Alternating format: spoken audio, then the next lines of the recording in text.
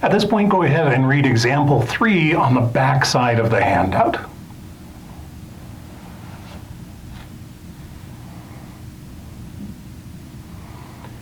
Example 3 and example 4 that we'll check out in a moment are both examples of work problems.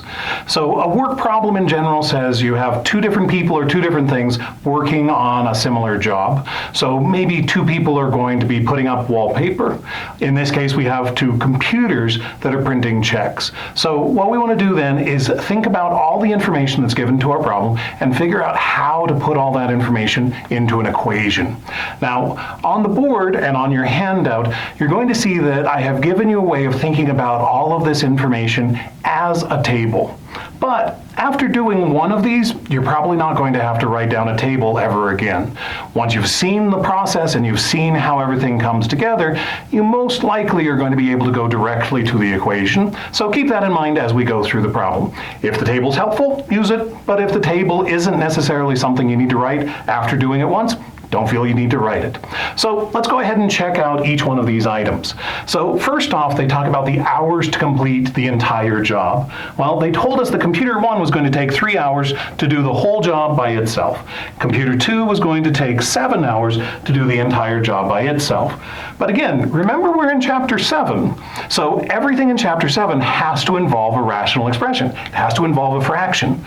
These aren't looking particularly like fractions. They are fractions, but they don't look like fractions right now. So that's why we need to come in and think about all these other pieces. So notice this word fraction that pops up in two other columns. So what we have to do is think about how to take the information that they gave us and change it into a place where we have fractions. So let's check out this second column. First thing to note, I filled in the fill in the blank. We have the fraction of the job completed in just 1 hour. So we'll take this piece and put them together. If I'm interested in the fraction that was completed in 1 hour and computer 1 was able to do the entire job in 3 hours, that means that we actually are going to have the fraction 1 over 3 as the fraction of the job completed in just 1 hour.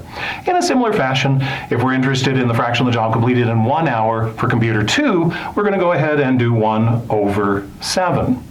Now that we have that, then, we're ready to go ahead and think about the variable for this problem. And again, at the end of the problem, they talk about the number of hours that they work together as the variable. So if it's the variable, let's go ahead and give it a name. X is a good friend. Let's go ahead and use that. And then our final column, then, let's go ahead and fill in the blank.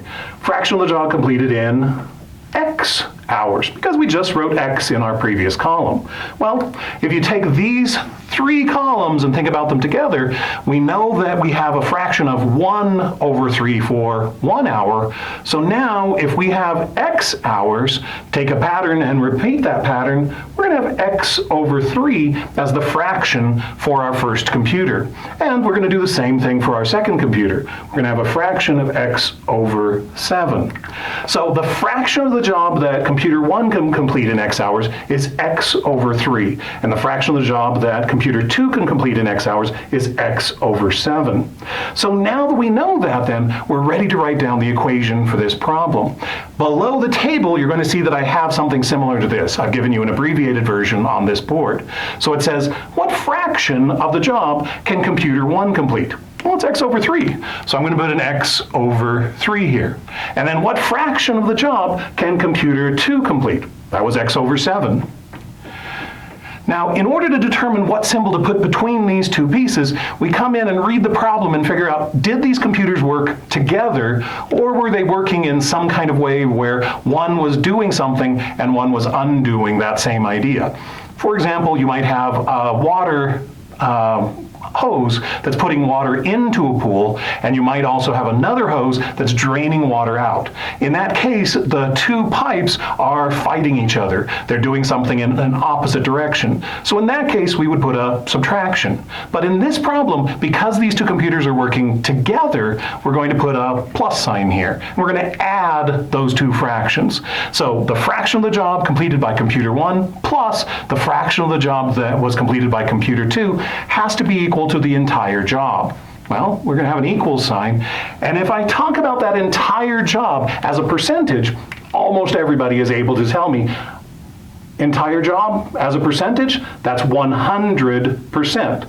Well, if I was to write 100% as a decimal, it ends up being the number 1. So the entire job is simply the number 1.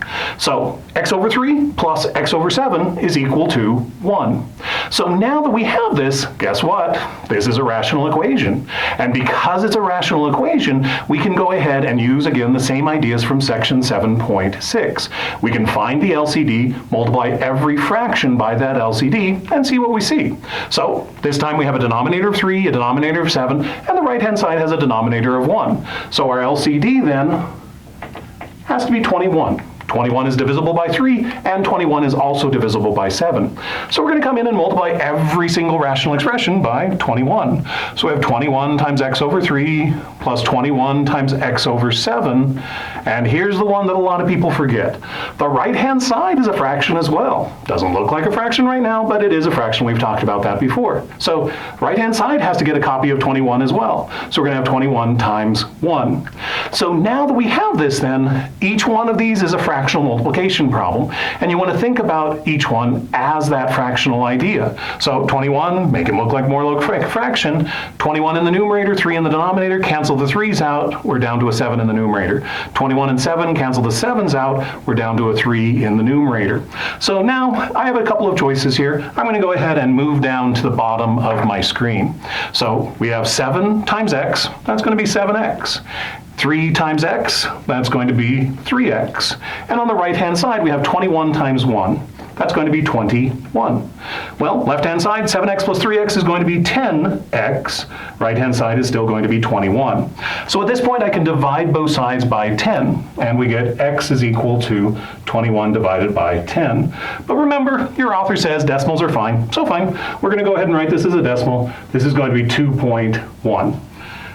First question, have we answered every question that was asked? Yes. Second question, what's happening in terms of units? On this particular problem, x was representing the number of hours that they worked together. So we'll put in the word hours, and we have a final answer for this problem. 2.1 hours working together makes all of this work. We're ready for our next example.